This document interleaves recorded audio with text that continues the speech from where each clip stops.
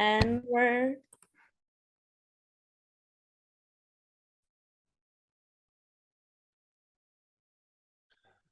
Здравствуйте, дорогие друзья. Если я Hello, dear friends. As far as I can understand it, we are on air. I nearly said that is Суть событий program, which was launched at Echo of Moscow, but no, we are not at our Moscow studio. We are at the video event organized by Canon Institute. My name is Sergei Parkhomenko. I am a journalist. I'm an anchor and also the counselor to Canon Institute. And I will be the host of this program, and I've got two brilliant guests. One of them is Andrey Loshak. He is the author of the movie Broken Ties we're going to discuss. And the second guest is Pavel Butorin. He is the head of Настоящее время. I will introduce them to you in more detail, but so far I'm going to discuss some technical details. Before we start, I would like to remind you that you can follow the events and publications of the Canon Institute, which happen every day or sometimes several times a day. You can follow it on our website, and you can listen to our podcasts. One of them is Canon X, and the Russian file is the other gathering of Canon podcasts. Yet there are Russian file and Focus Ukraine, where we discuss current events in the world and in the region. And I would like you to subscribe to our new project of the Canon Institute, and it is called Иными словами, in other words, and all materials are published in Russian. We've got brilliant authors, reviewers. That is the newest product of the Canon Institute, and I would like to recommend it. I recommend it highly. And we have simultaneous translation into English. If you would like to listen to everything in English, you can choose the corresponding channel. On Zoom, on your panel, you've got this globe sign. Click on it and you can choose either English or Russian. Everything is going to be fine. One more thing, we would like you to ask questions. We hope that you can send your questions by using our email, canon@wilsoncenter.org, or you can put it as comments in Twitter. Our Twitter is @Canon Institute, one word, or at our page on Facebook. Please introduce yourself when you ask questions. It is very important for us to know who you are and where you are from.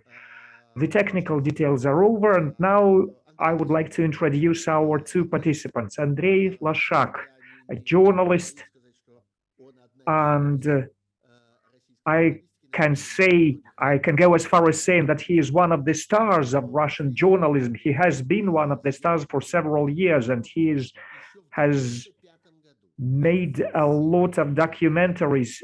27 years ago, back in 1995, there was his first coverage in the program Namedny. Then he was on NTV. That was that NTV, the free one, which was destroyed very soon after Putin's coming to power in 2001. Then up until 2004, he was a correspondent of several programs, including the renewed program Namedny. And up until 2009, he was one of the authors of Profession Reporter. In 2010, he stopped working at Russian TV and he became the editor-in-chief of Esquire magazine in Russia. And many of you may know that such magazines became a very important venue for serious discussions. And then he became a laureate of TEFI and other prizes he received for his documentaries. And I emphasize it very much because I also participated in giving him some awards, and he received one of the awards for his famous movie Holy War. That was the history of the Russian internet. I highly recommend it. And now he is here as the author of the Broken Ties movie. The film was released this June, and Pavel Butorin, our second guest, also actively participated in releasing that movie. He is the director of the TV channel Настоящее время, The Current Time. It was created together with the Voice of America, with the thus a very interesting cooperation of the two channels. For the past 2 decades, he had been working at Radio Freedom, and he worked in the multimedia department, and now he's one of the editors of The Current Time, Настоящее время. It used to be news, just the news for half an hour, but right now it's a TV program which is on air 24/7, and it constantly covers the most important information of what is happening in Ukraine, on the fronts, in the war zone. He keeps his eyes on all the most important issues. And as a viewer, as a member of his audience, I would like to thank him very much for this extremely important work. And the Broken Ties movie premiered on this channel, and now it is free on YouTube. You can look it up. And The Current Time was the producer company for this movie. And that is why we invited Pavel. So, Pavel, I would like to start with you, not with Andrey, who's the author of the movie, but I would like to ask you. It is very important why you decided to undertake this project, you personally and your company, why you decided to undertake this project. So Andrey asked you to participate, and that was the question, whether you take it or not. Can you explain your criteria, and can you recollect what you thought when you decided to undertake that project?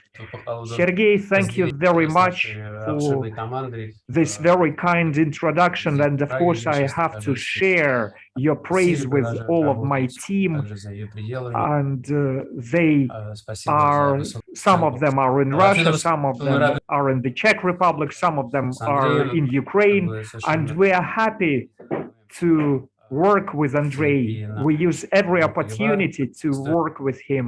We worked with him, as you mentioned, on Holy War series, and we liked working with him very much. And we trust him entirely. We are absolutely confident about his work and about the work of his team. And working with him is very convenient because we share views and values, and our radio right now is a news channel which bases its approach on sharing news, on promotion of basic democratic values and human rights. And the most important right is to be able to receive information without any censorship. And it is very important during the wartime, the war which Russia launched against Ukraine. It is very important to talk to our audience, and we define our audience as people who speak Russian and who understand Russian, but they may live not only in Russia, but anywhere in the world. So it is very important for us to give good information to our audience, such information which has not been censored, which is true. And one of our goals and one of our wishes is to preserve this opportunity to communicate with people in Russia. Not only to communicate with them, but as they say in English, to engage this audience, not just speak to them, but speak with them. And one of the components, one of the constituent parts of this effort is working with such movies as Andrey's movie Breaking Ties. And it's a very pessimistic movie. Andrey can talk about that later. Yet we believe that we have to maintain some kind of a dialogue with the Russian audience. We've been trying to do that, and apart from this movie, we try to preserve an opportunity to create contact within Russia. For example, we have a running project, A Man on the Map, and we still conduct interviews and vox pops with the people in the Russian cities. It's interesting to trace how people reacted to the aggression in Ukraine, this so-called special military operation, and how people react to it now, and how they react to the so-called partial mobilization.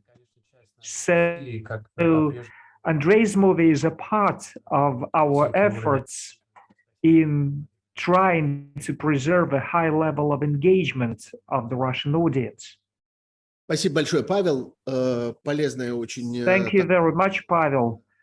That was a very interesting and useful explanation of your work and explanation of why you do that and what your priorities are. Before asking questions to Andrey, I think it would be great if we watched the very beginning of this movie, an intro, which would give some idea to those of our participants who have not seen this movie. They will be able to understand what it is about and what ties he is speaking about. Andrey said that he is ready to launch that introduction. Shall we try?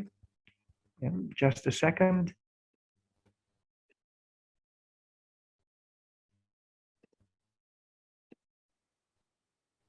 Увага! Громадяни, повітряна тривога. Відключіть світло. Андрей, демонстрацию экрана, видимо, забыли нажать. Вот экран не идет, да, сейчас, секунду. Your screen is not shared. So we have the sound, but we do not have Только the screen. во весь экран, если можно. Да. Now it's okay, but could you enlarge the screen? Let's go. Увага! Громадяни, повітряна тривога. Відключіть світло, газ, погасіть вогонь у печах.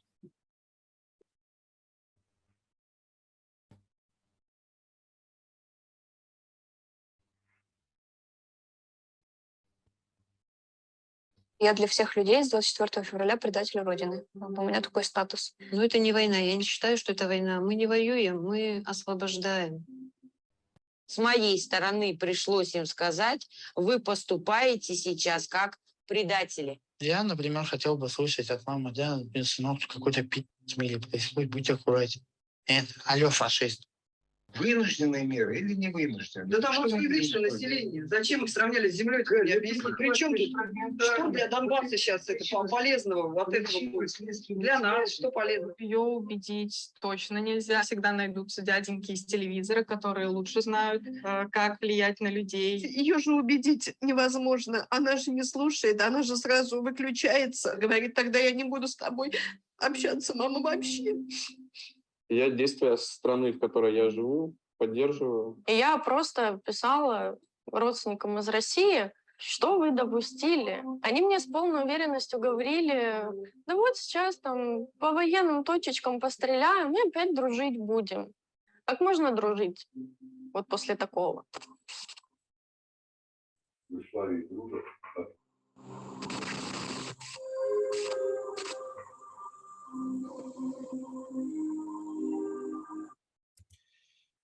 Так, So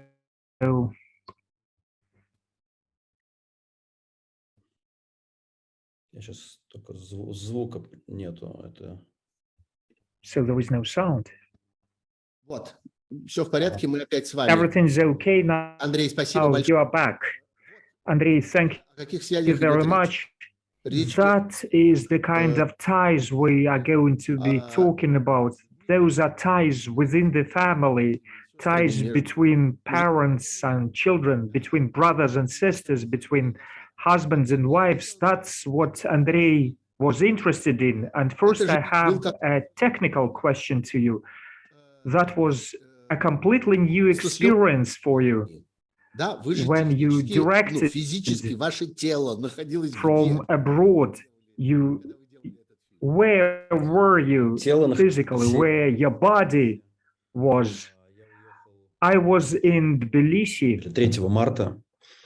Вот. I left Russia on the 3rd or 4th of March. Понял, что мы запускаем этот проект, встал вопрос. Yes, when I understood that we launched this project, the question was who was going to shoot it. I was not ready to go back to Russia, and I'm not ready to go back to Russia now. I think the risk is too high. Unfortunately, I got very lucky.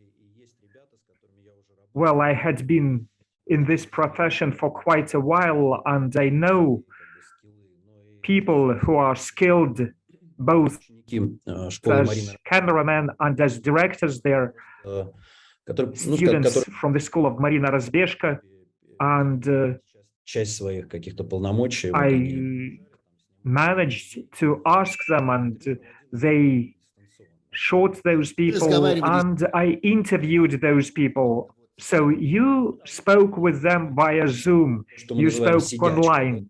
Yes, we had the so-called sit-in conversation. We sat together, and I conducted the interview over Zoom, and my guys in Russia shot the scenes.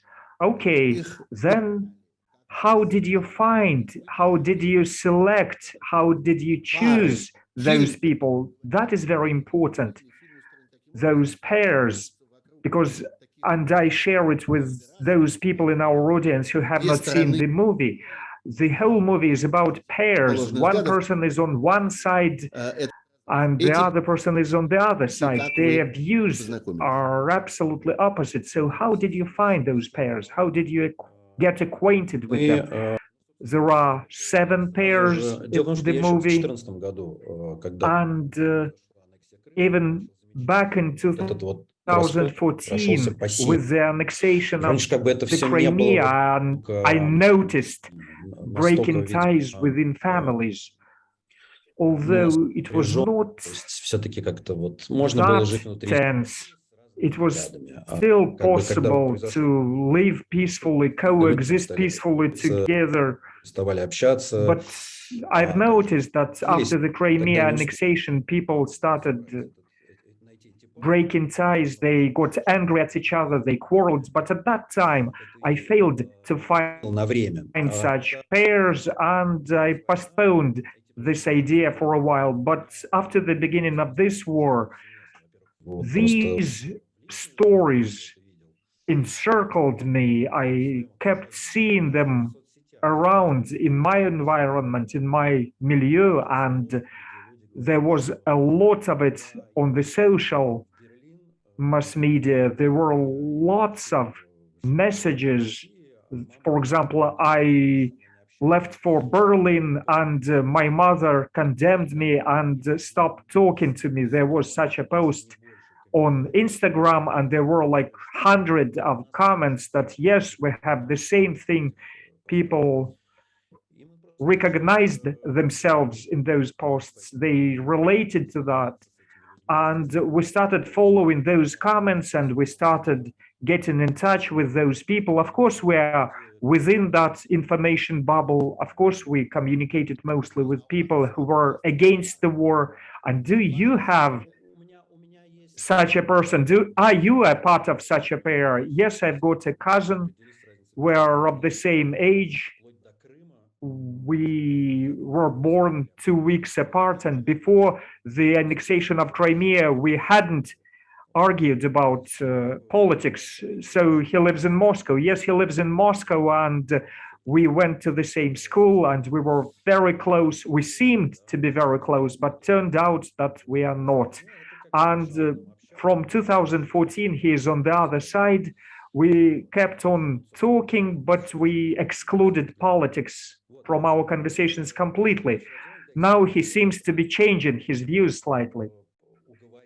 So the most difficult thing was to persuade the other side, to persuade others. The people who are against the war, they trust me.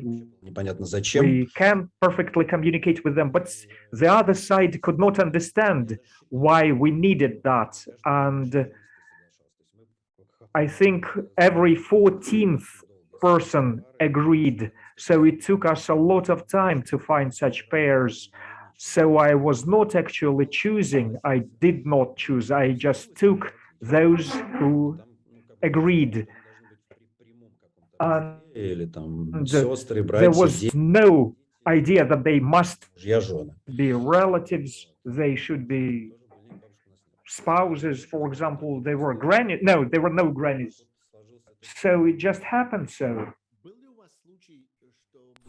Did you have cases then when somebody just was shot there, got filmed, and then looked at the footage and then asked to be removed, and you've lost a couple? Have you had that experience? Yeah, well, there were some special, particular. There are techniques, and you know, you kind of you try to protect yourself. You write the release form. You sign the release form, and you know, there's things like that you try to avoid. And then, of course, nobody. There were people who were not happy. Of course, there were people from that side. But then no, it worked. It worked well. Everything went smoothly in this respect. And I was talking to Alisa as an artist. You know, there's a character there, contemporary artist, lives in Nizhny Tagil. And why I remember that, because I was so surprised that her mother, she didn't even watch the film, and she didn't even know that it was published. And then they just fell out again, and they weren't communicating at all with each other. So your mother never seen the film, so there was a few months past that, and then until Lisa decided to show this film, said, look, maybe some make a step forward towards her mother. And then she what was amazing to me in this story, these are so different. These bubbles are so kind of different, you know. This is involving this film, the subject of the film. We live in such different information bubbles that a person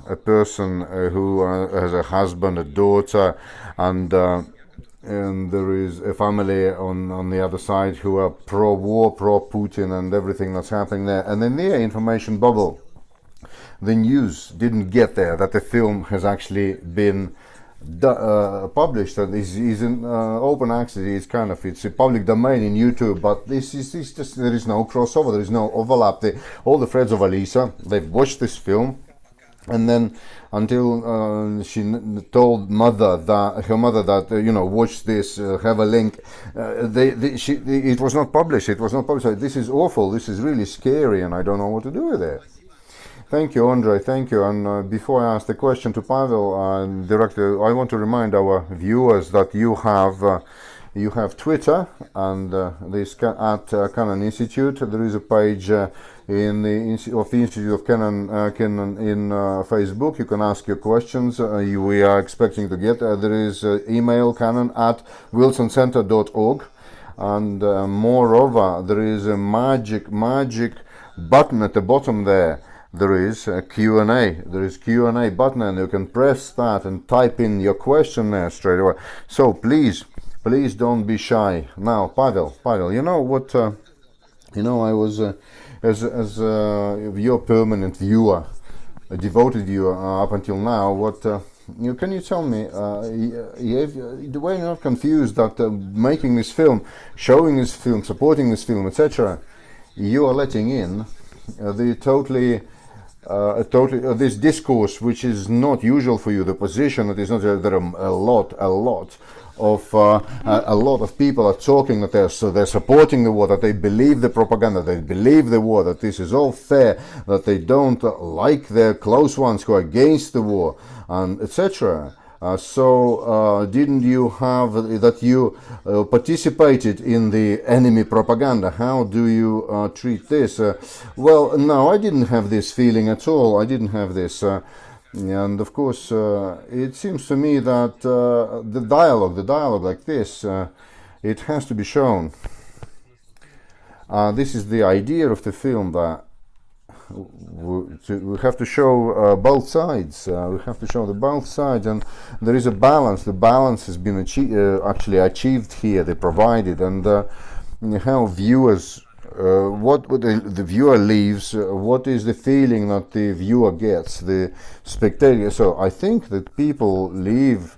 They watch the film, and then on the one hand they get really gloomy feeling, glum, really desperate feeling, but these broken ties. When they listen to position, but they also hear the position, the anti-war position, that is rather pronounced, also quite loud, quite the reactions of probably the close ones, the loved ones in Russia, who they are not journalists, and they are not involved in politics. They're not interested in politics, but we can see that this movie touched a nerve, and that makes people think. That makes people think about the fact that the war touches not only the families inside Ukraine, but actually destroys families inside Russia. Thank you. And if you let me, I just wanted to add here that in this respect, that the previous question, that there were some personal feelings, experiences here, and here inside, in the current time, now we have this feeling that our guys, that even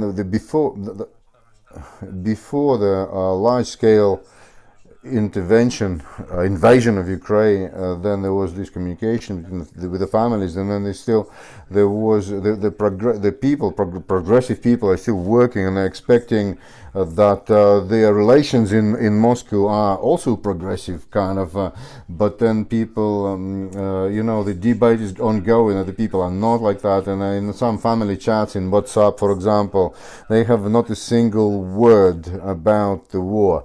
A single word in WhatsApp, for example, not a single word. They swap photographs who ate what for breakfast, and they do not mention, there's totally no mention of the war. And only now, when there is this so-called partial mobilization was declared, then many Russians started kind of scattering about and running about and worrying. And so, yes, thank you very much, Pavel. And in any team, Russian team, whatever it is, I know that, for example, the large IT projects they are kind of disjointed geographically. Some of them sitting in Moscow, some of them are in Israel, some of them somewhere in Europe, and then there may be in the States and somewhere else. In Thailand, somebody spending the winter in all these remote locations and remote conditions.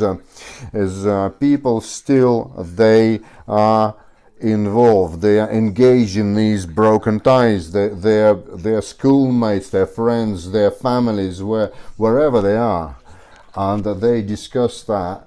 Inside those teams, there is this ongoing discourse, and the overwhelming majority of your couples, these are people of different age, that's fathers and children, and that is I have this feeling. And of course, there is a husband and wife there. There are exceptions, but on the whole, this is the generation discourse. This is in between the generation. This is the confrontation. So maybe the upbringing difference, maybe the difference in the Weltanschauung, education. What is it? Because older people, they studied in the Soviet time, younger people in post-Soviet time. So what is happening with the problem of age in this, so to say, in this kind of subject? So please unmute your mic.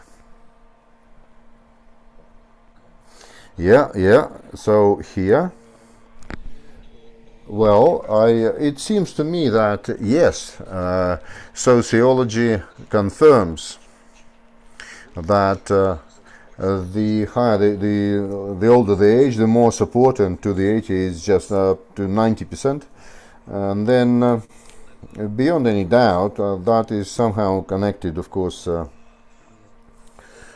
And this resentiment that Putin is just trying to incite, what he's trying to incite in Russian society, and people bite, people get caught in this rhetoric and this nostalgia.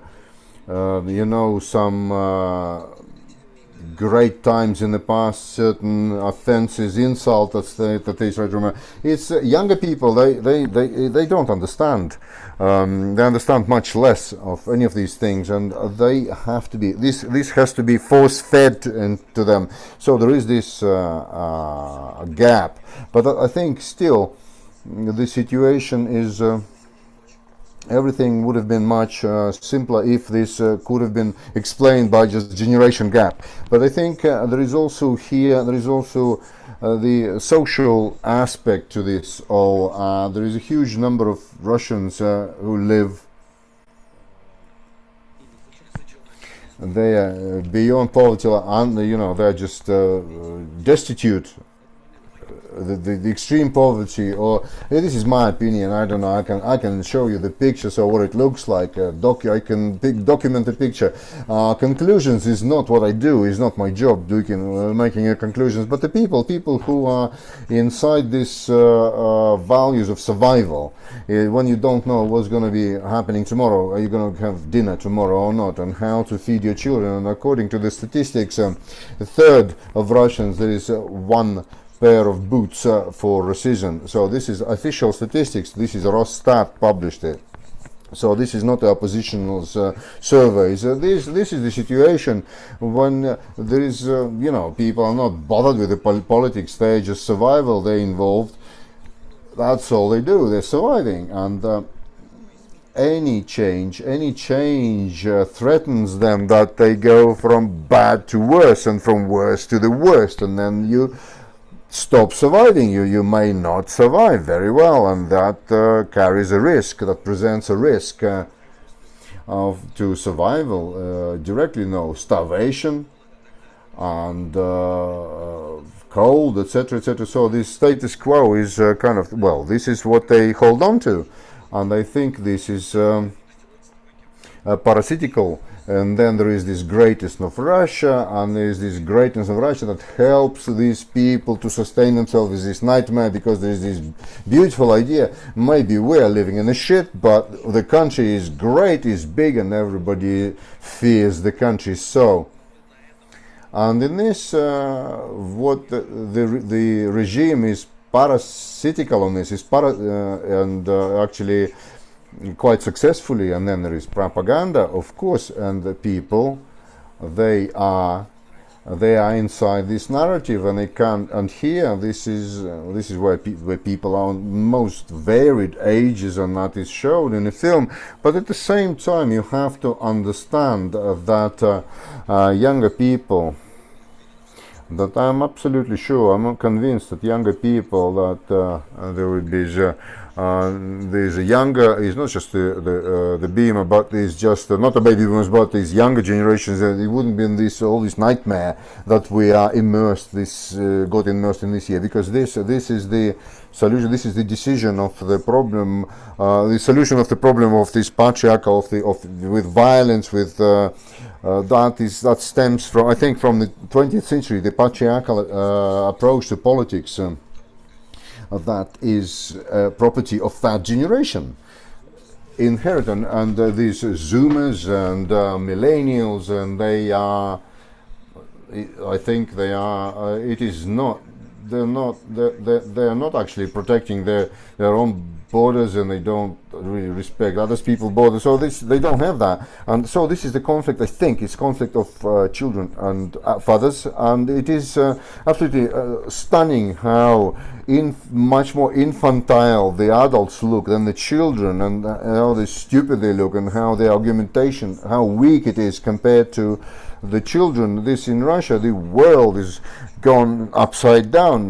When I was filming the young people who were supporting the Navalny to president, the Navalny volunteers, that is the film, and how they were told off by the teachers in the schools, and they were doing audio recordings, and they were published on the internet, and then you these are 15, 16 years, and you see how much more how much cleverer, more intelligent, and how they are much more gracefully built their model of the world is. And then when you're talking to this generation, then I probably showed this generation, and then I showed the generation, the older one. This is such a porridge in their mind. There is these certain pieces of propaganda, these bits and bobs of, it's just all mixed together and overlapping, and this is how they live with that, and how they can live with that.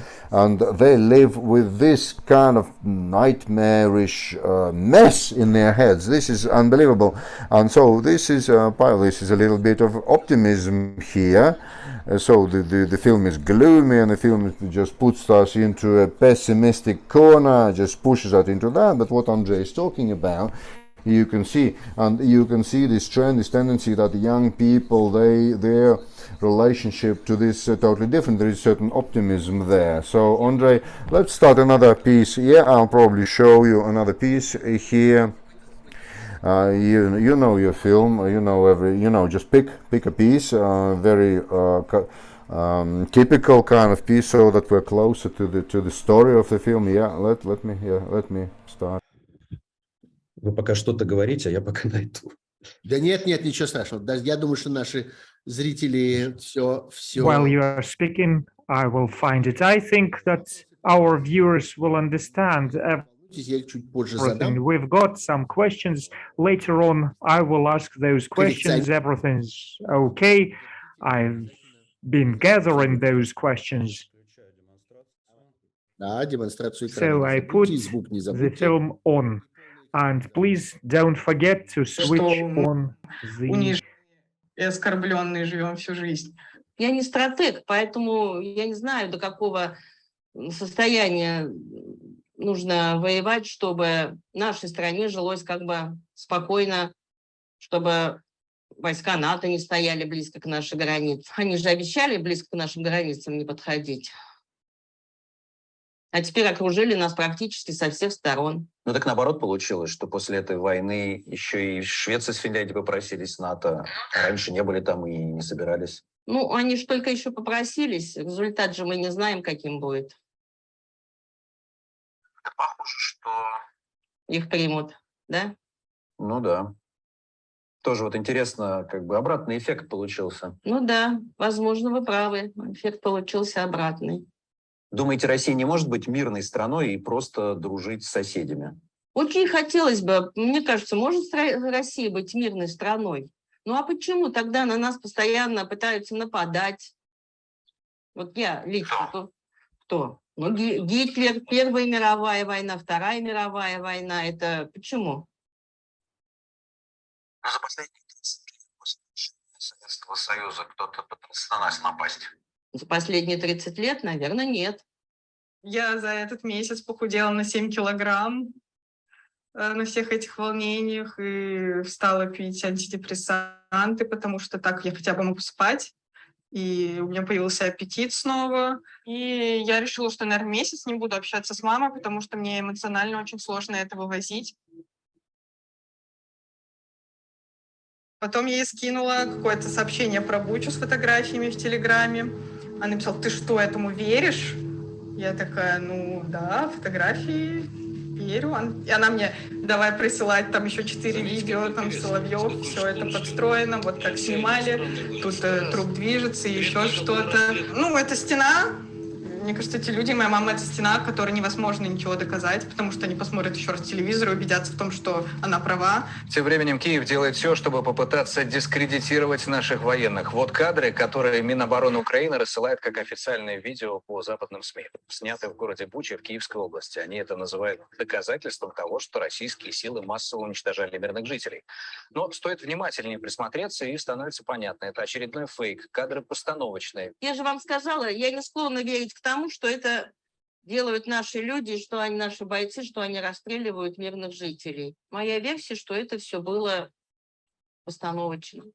То есть это вообще не настоящие мертвые мирные жители? Нет, это настоящие мертвые мирные жители, мне так кажется. Но расстреляны они были, разложены, ну или, может, не разложены, может, они там на месте и были расстреляны националистами. И потом я слушала одного мужчину, он сказал, вы понимаете, видимо, стрелял снайпер, пристреливался. То есть вы думаете, что один снайпер больше 400 человек уложил? Не знаю, Андрей, что вам сказать. Ну, понимаете, я не знаю, что им могло не понравиться, что они расстреливали своих жителей. Ну, а нашим зачем это надо было бы? Вы не допускаете мысли, что это могли быть российские солдаты? Да, я не допускаю. Почему? Ну, тех российских солдат, которых я знаю, они не такие. Так.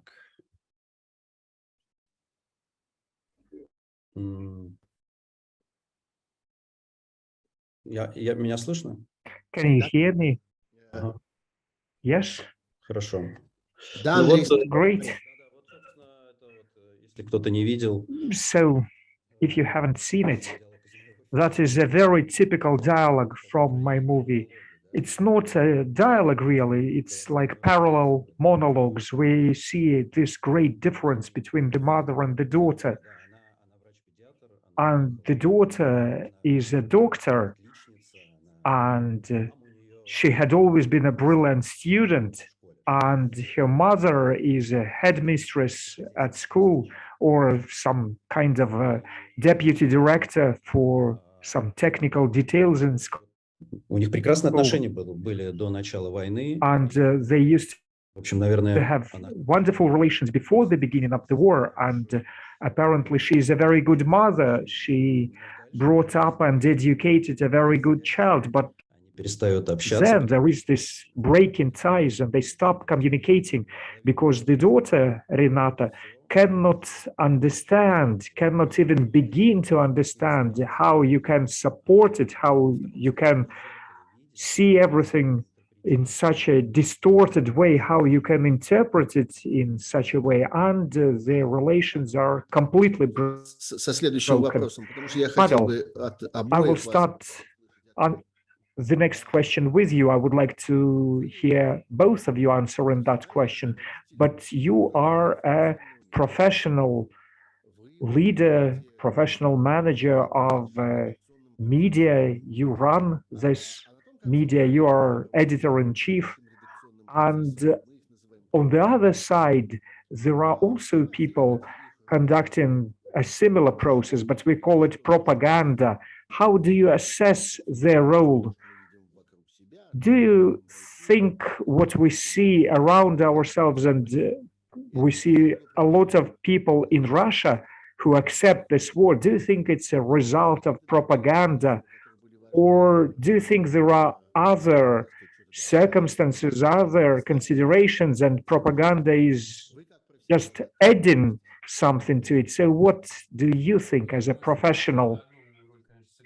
I think that propaganda played a huge role in all this operation of the Kremlin, that they managed to create such a social contract, if I may describe the situation like that, this mutual understanding with their people. That's what I said, that I'm not interested in politics. They created a certain relative well-being. Well, if you compare it with the beginning of 1990s, so people are better off than they used to be, but the condition for that was not to become involved into politics. And this war, all this situation is a result of that social contract. And when we see questions in Vox Pop, when our journalist asks them a question or shows them pictures of the destroyed city of Mariupol, and people just turn away and say, we're not interested in politics. So for some people, war means killed children, killed wives, killed relatives. But for others, for some people in Russia, it's just politics. So I think that the mass media supported by the Kremlin did play a huge role in establishing this social contract with the society. Andrey, what do you think? How important do you think your anti-colleagues were? I cannot call them your colleagues, but they used to study at the same institutions and they used to work in the same journals and in the same studios with us. Yes, I've got a lot of people who are still there at MTV, but I can call them my ex-colleagues. And of course, their role is huge. And even in the movie, you can feel it that the TV is a separate actor. And it runs through the lives of all people on the other side. All people on the other side, they live with the TV or even live by the TV. And this is one of the factors why the older generation is more inclined to be influenced so much by propaganda, just because they're accustomed to watching TV all the time. I do not think this is the only factor, but it is a very important factor, because all this rubbish they speak, and when they contradict themselves, when they say that those Nazis kill their own people because our people cannot possibly do that. And if we hadn't started the war, they would have started. We should strike first. They took different quotations from different places. And there is this quotation, this quote from Sergei Bodrov. I can see that they keep repeating whatever was said during the very first days of the war at Solovyov Live channel and at other channels. There were several quotes, those blocks, those quotes. For example, this quote of Sergei Bodrov, who died back in 1990s, and he said, allegedly, when there's a war, we cannot judge our leaders.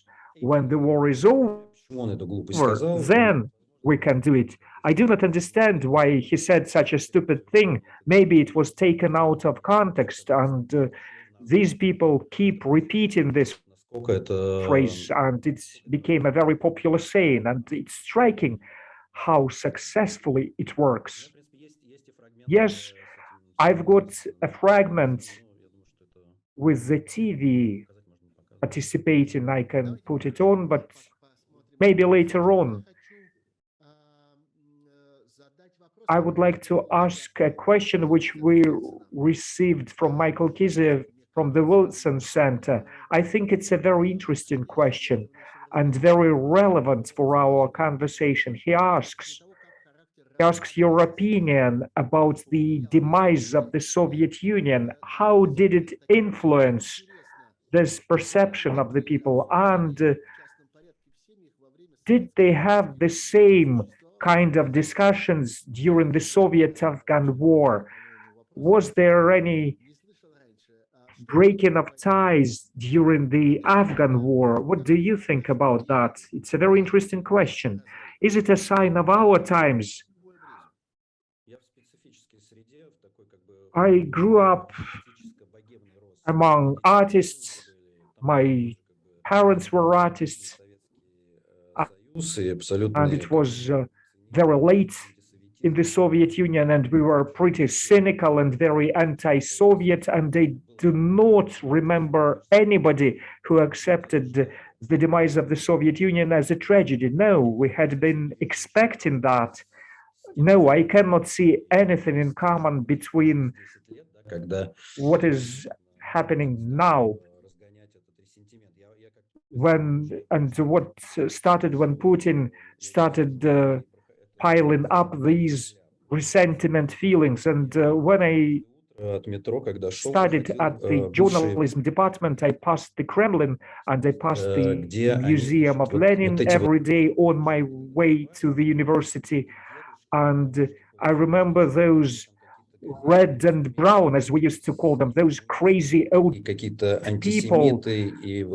They were communists, they were anti-Semitic, monarchists, and of course they blamed the Jews for everything. And I had the feeling that it was just a bunch of old crazy people. They will go away pretty soon and there is no turning back. That was the feeling of our generation. We were 20, we were in our 20s back in 1990s, and it was so surprising, so astonishing that you can actually turn back. You can just switch on the TV. Если позволите, Сергей, тоже от себя добавлю, что a certain kind of messages through that TV. I would like to add something. It's a very difficult parallel. I think that this rhetoric that the demise of the Soviet Union is the most terrible geopolitical catastrophe of the 20th century. I think it is from the same saying of Putin. That was from that phrase of Putin that everything started. When the Soviet Union was collapsing, I remember that we were euphoric, we were excited. I do not think that people discussed that everything was bad. No, that feeling may have existed, but it was marginal for certain groups. So this parallel is not quite obvious. And the war in Afghanistan, then the information background was completely different. The newsreels and those news coverages on the Soviet TV, when they did show Afghanistan, they showed pictures of Soviet warriors planting trees. And the only place where you could have heard about the horrors of the Soviet-Afghan war was BBC and the Voice of America. So I do not think it's a parallel, but yes, there might be some similarity. Thank you very much. Can we have yet another fragment? Okay, give me a minute. And after that, we will get back to our questions. We do have some of them. And you have Twitter, you have Facebook page, and you can use the button here on Zoom. You can use this. It's very, very simple. Or you can use our mail. Are you ready, Andrey?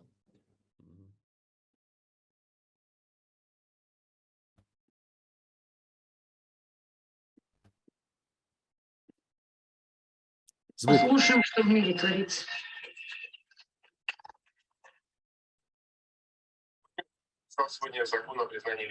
Наблюдая за всеми новостями, просто видишь, и вот у меня, так как мы проживаем с отцом, он слепой, но не глухой, и также слушает новости, мы с ним обсуждаем их. У нас вот прям как прямым эфиром все, что существует, то показывают на этих федеральных каналах. Там посмотришь канал, там посмотришь, и вот пазлами складывается. И одно мнение, что руководит Украиной Америка. Я так понимаю, Россию обозлили по полной программе, да? Обозлили капитально. Я никогда не думал, что из-за просто то, что из-за пропаганды, которую показывают по русскому телевизору, что из-за каких-то новостей, я думал, мы только с дедушкой ругались, поэтому поводу, ну, что он телевизор посмотрит, он добрый, ходил такой добрый, идет, все вроде разговаривает с нами, сядет телевизор, полчаса посмотрит, потом идет фашисты и на нас, на всех. Ну, видишь, Савелий утверждает, что все-таки с нашей стороны по мирному населению наши бьют. И попросил не смотреть телевизор и не верить ему. Скажи, сами не верьте. Здесь видно все, он досконально показывает. Прямую. Ну, я тоже вот считаю, когда прямой эфир идет. Прямой эфир. Прямой эфир, да, его невозможно как-то... Исказить. Да. Да, подайте, мирному населению достается. Вот я служил в 68-м в Словакии. Приказ был. Так, я думаю, наверное, достаточно. I think that's enough. Спасибо, Андрей. Thank you, Andrey. Let's get back to the questions we have. There is the same question. People keep repeating this question. Several of our listeners, of our viewers have asked this question. For example, Yelena Osipova Vostoker used this system of questions on Zoom, and Trudy Rubin, a wonderful journalist, also asks this question. She's from Philadelphia Inquirer. Trudy, hello, I'm happy to see you here. So your question, and the question is as follows. Has anybody changed their opinion? Is there a person who changed their opinion? Is there a happy ending in one of these stories? Maybe people started understanding each other. They overcame these differences. They understood something. They came closer. Do you have at least one happy ending?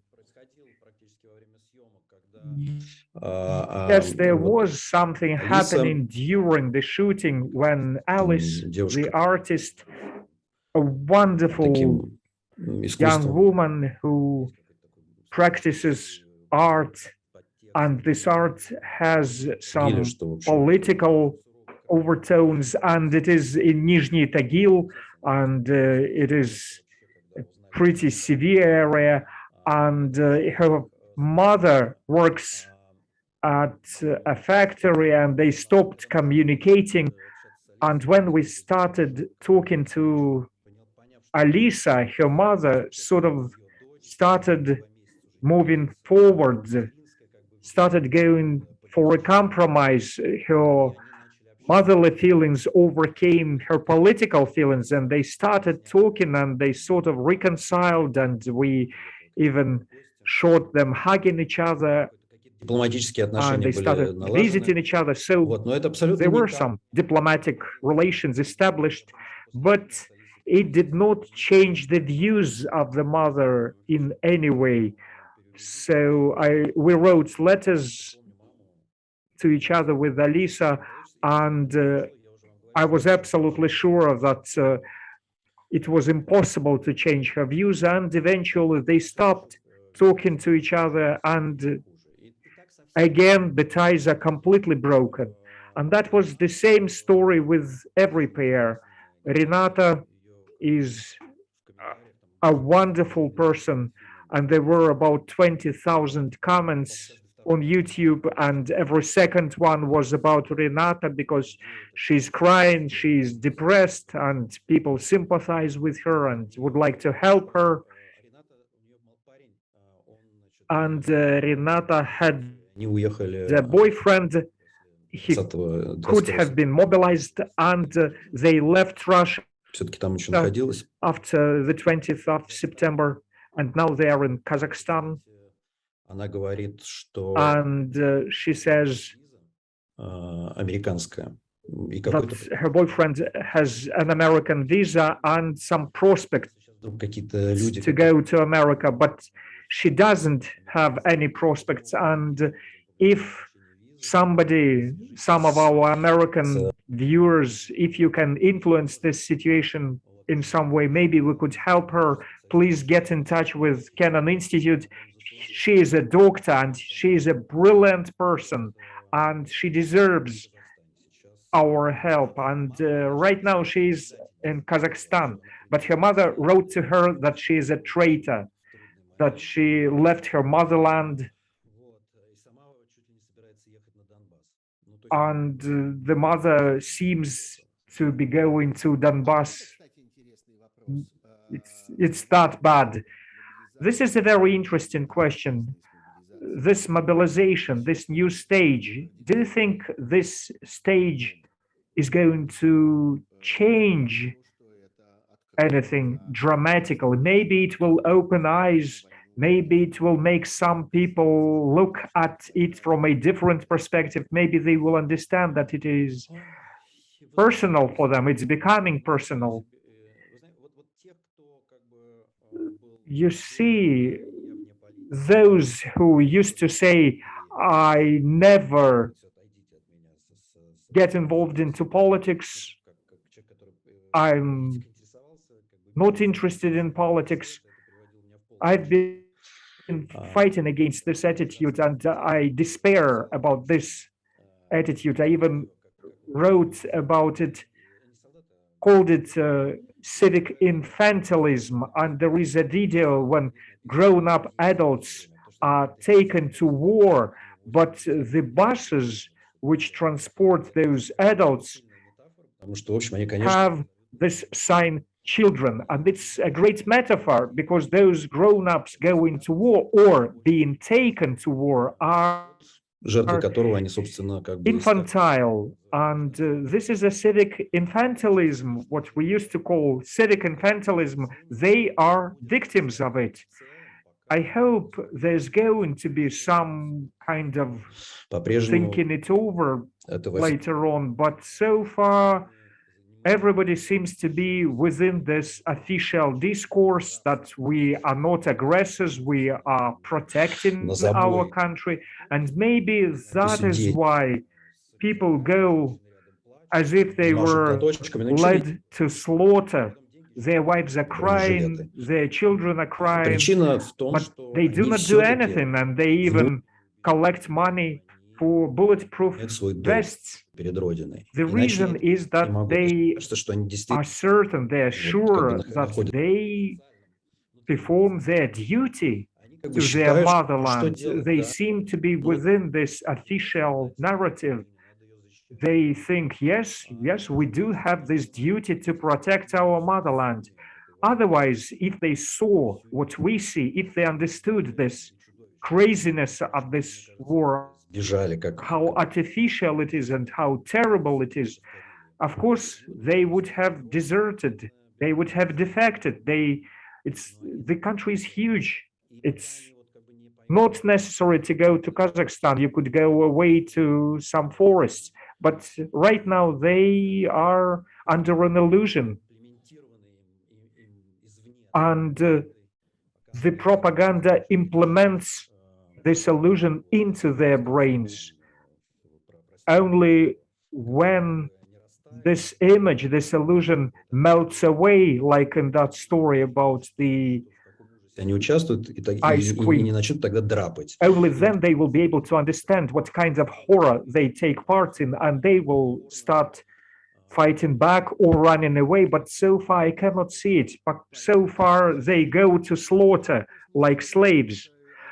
And that was not my question, that was one of the questions asked by Trudy Rubin, and I'm happy that she helps me with these questions. But in your opinion, what is the role of mobilization?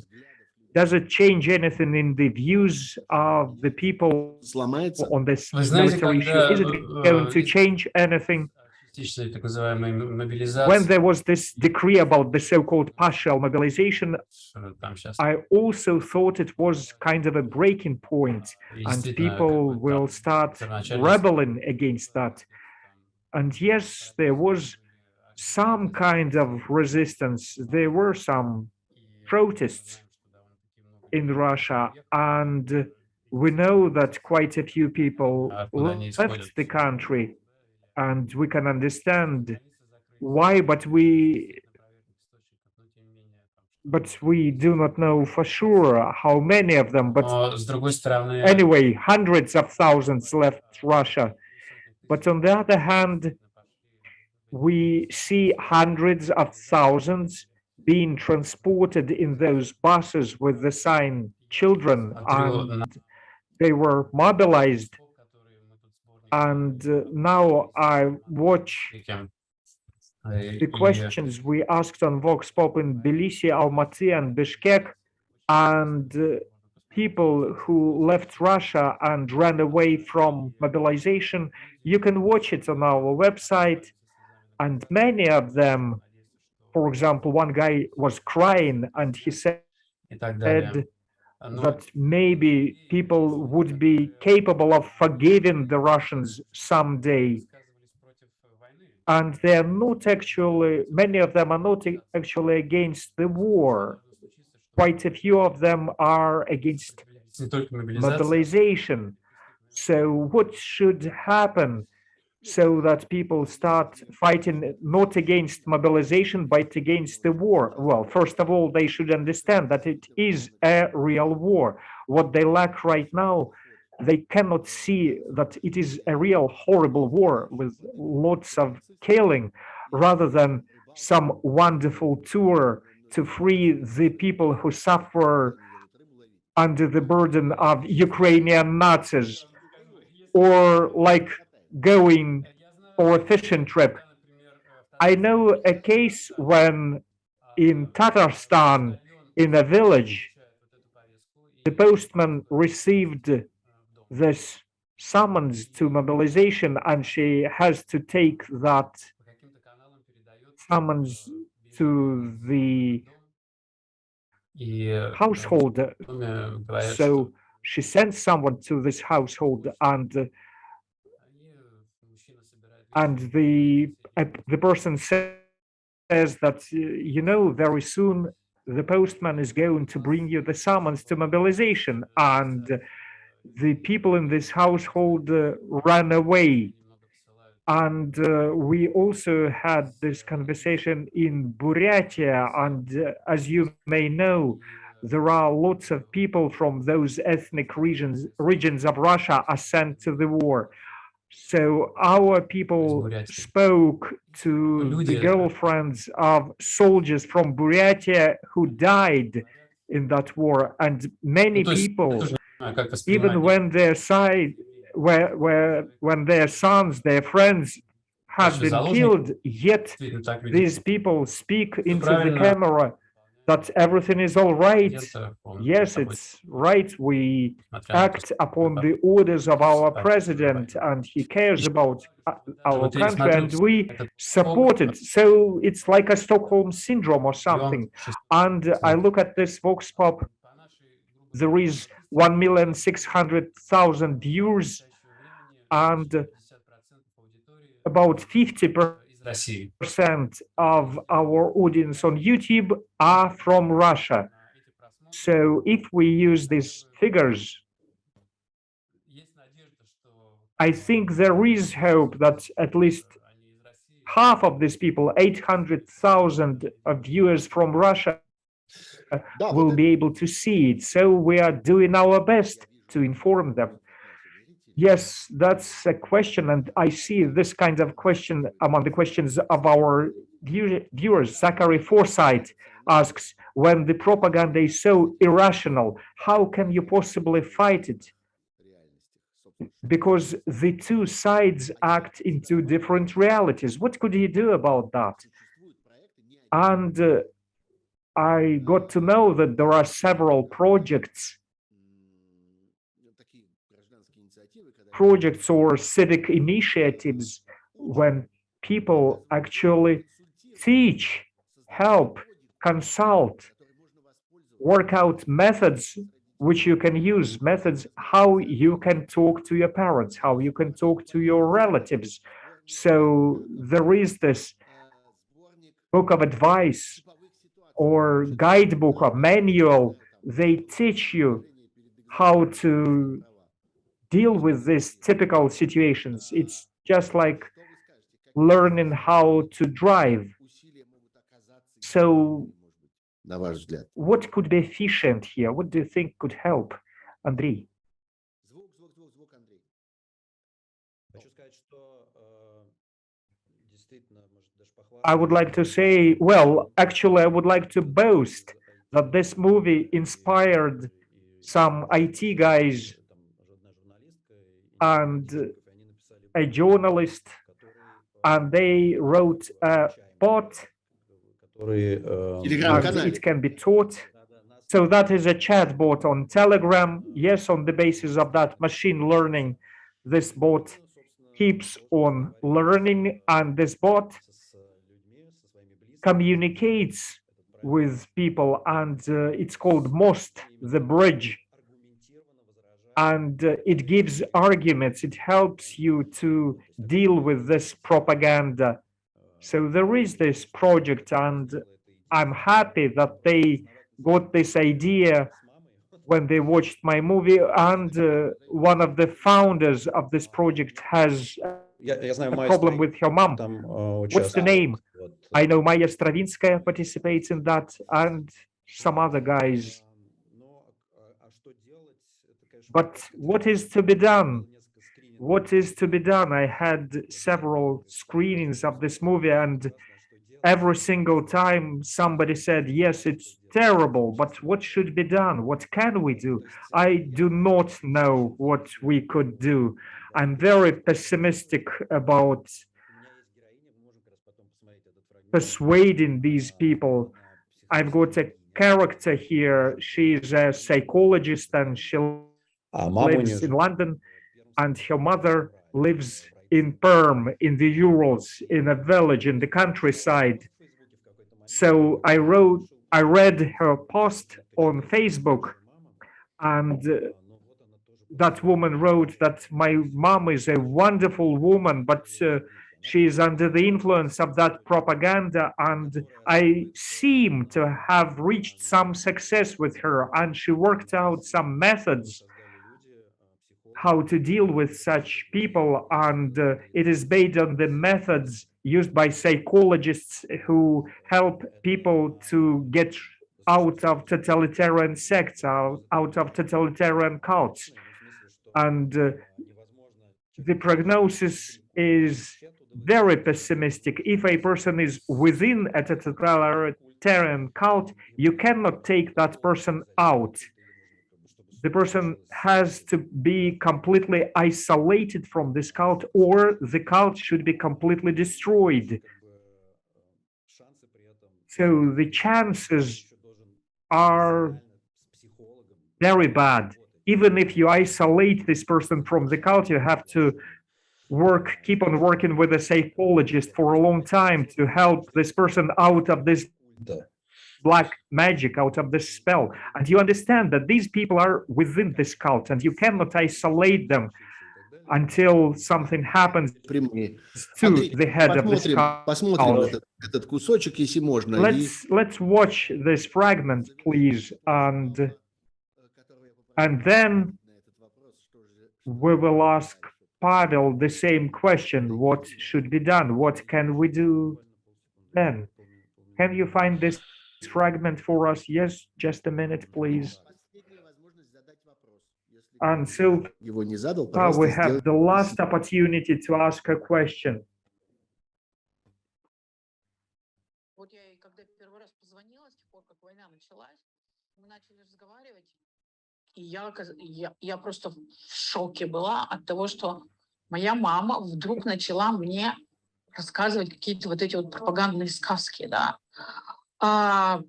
Я говорю, мам, подожди, стоп, где ты вообще этого всего набралась? Она говорит, в телевизоре же говорят. Надо понимать, моя мама очень добрая добрый человек, очень. Это, наверное, ее главное качество. Я тогда понять не могла, почему она разговаривает так же, как все вот эти вот безумцы. Сейчас я понимаю, что им промывали там мозги телевизором много-много лет. Я ей говорю, ну подожди, давай так. Тебя что, твоя власть никогда не обманывала? Тут она оживляется, снова становится моей нормальной мамой и такая говорит, да как не обманывали, врут на каждом шагу, ты чего? Пенсии сказали, пенсионный возраст сказали, пока я жив, пока я у власти, никогда не повысят. Повысили. Я говорю, так может быть тебе и по поводу этого тоже врут? Может быть это не спецоперация, а война, и там нет никаких нацистов и убивают обычных украинцев?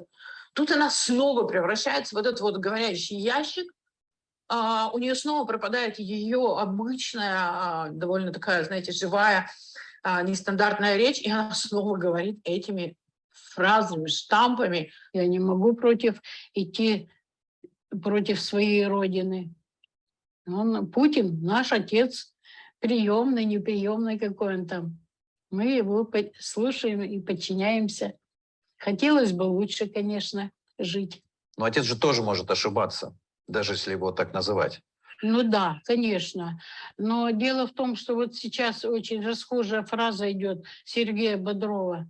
Я не знаю, натуральная она или придуманная уже, что когда идут такие действия, там что-то, действия какие-то происходят, никогда нельзя судить своих вышестоящих или родителей. А вот когда уже закончится все это действие, вам не угодно, вы можете высказывать свои мнения, и спорить, и там доказывать чего-то. А вообще это, конечно, страшно. То есть, что под флагами нацизма сейчас объединилась вся Европа, весь западный мир против России. Видите, Наташа противоположное все говорит. В центре прицеле, так сказать, никаких нацистов там нет. Известно, что это немножечко, так сказать, не люди. Мы не знаем, мы не уделяем внимания того, что евреи служили нацистскому рейху. 4 человека были награждены высшими наградами. Да, им записали просто другую, что они арийцы, хотя все знали, что они евреи. А вообще там десятки тысяч служили нацистскому рейху. Поэтому ничего здесь удивительного нет, что Коломойский исповедует нацизм, и Зеленский защищает и проводит нацистскую идеологию. Вот я целый день сижу на этом.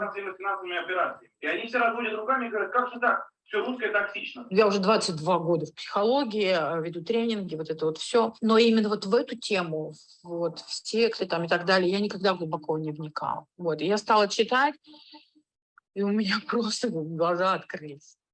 Это секта реально. Это классическое нарциссическое расщепление. Я вижу, что у россиян действительно, как у нации, именно самооценка очень низкая. Потому что, а с чего ей быть высокой? Россия живет в каком-то вранье, нищете, ее не уважает собственное правительство. Почему россияне должны уважать себя? И вот когда человек не обладает своим внутренним стержнем, внутренним достоинством, да, и вдруг ему кто-то говорит, ты на самом деле вообще крут, ты теперь целый спаситель Родины от фашизма. Только ты хороший, только ты святой, только ты спасешься и попадешь в рай, а они все злодеи, они хотят зла, поэтому, ну вот, понимаете, они теперь враги, все. То есть вот классика жанра, то, как людей вовлекают в секты. Спасибо, Андрей. Thank you, Andrey. That was very powerful. And of course, she is very impressive. She's a wonderful woman and a brilliant mother as well, but I feel so sorry for her. Последняя ваша очередь. Pavel, it's your turn now to try and answer this terrible question. What should we do? What can we do apart from making movies and showing these breaking of ties? Actually, this fragment helps me to answer this question because she says that her mother is a very kind woman and she still has a hope that they can continue speaking to each other. I think we should look for some common points, some common ground. I understand that this is not a most popular position, especially among my Ukrainian colleagues, but we as journalists should not throw accusations at our Russian audience. You may have noticed that Andrey does not attack people on the other side. He abstains from being aggressive against those zombies. And it seems to me that the words of this woman, that her mother is very kind, and sometimes she does find some common ground, and sometimes they can have a normal dialogue, I think that gives hope. And as for the mass media controlled by the Kremlin, we are not on the same pitch with them. We cannot play the same game. We cannot use the same tricks as they use. We cannot lie as they do. And we saw this example over here. We cannot be that opinionated, if I'm being diplomatic. And the only thing we can do is maintain our values, maintain our standards, and do our jobs. And we try, at the moment, we try to make more content, and we try to find these clusters of our audience which have not been turned over to our side, but who are ready and capable of listening to others. And right now we think how to diversify our content to make it not only news, but of course it's not about amusement, but we try to enlarge our audience in Russia. Thank you, Pavel. And the last question we couldn't do without. Andrey, what is your next movie going to be about? Frankly, I wouldn't want to share anything before I have shot this movie. And there is this problem that I'm an online director right now. I can understand how IT people work online, but to be a director of documentaries online or to be a reporter online, that's kind of strange, yeah? Nevertheless, I've been trying to do something, and after the 21st of September, all my cameramen fled Russia. I have no one left. I have only women left, and they're very good, but there are too few of them. And so at the moment, it's pretty difficult for me to find my team. And yes, it's going to be quite an adventure. It's difficult to understand each other properly when we communicate only online, and the situation escalates and it poses new barriers and obstacles, and I expect other barriers. But so far, yes, there is this window of opportunity, and yes, we can do something. I'm going to launch 1 or even 2 documentaries, but we are at the very initial stage. Okay, we'll wait. We have patience, and we hope that there will be more movies. I hope they will be together with Настоящее время, the current time company. And I thank our viewers who asked wonderful questions and listened to our responses. And at the Canon Institute website, you can see a lot of interesting and valuable reading. Russia file, Focus Ukraine. In other words, иными словами, you can listen to Canon X and Russia file podcasts. Please read, listen, comment, watch. observe everything which happens on the Canon Institute site. Thank you very much, and thanks to the interpreters И нашим who участникам helped us work over here, and thanks to our guest Андрей Лошак, Pavel Buturin, русский big boss from Настоящее время, Andrey Loshak, big советник journalist, and I'm Sergei Parhomenko from the Canon Institute. Good luck and see you next time. Thank you.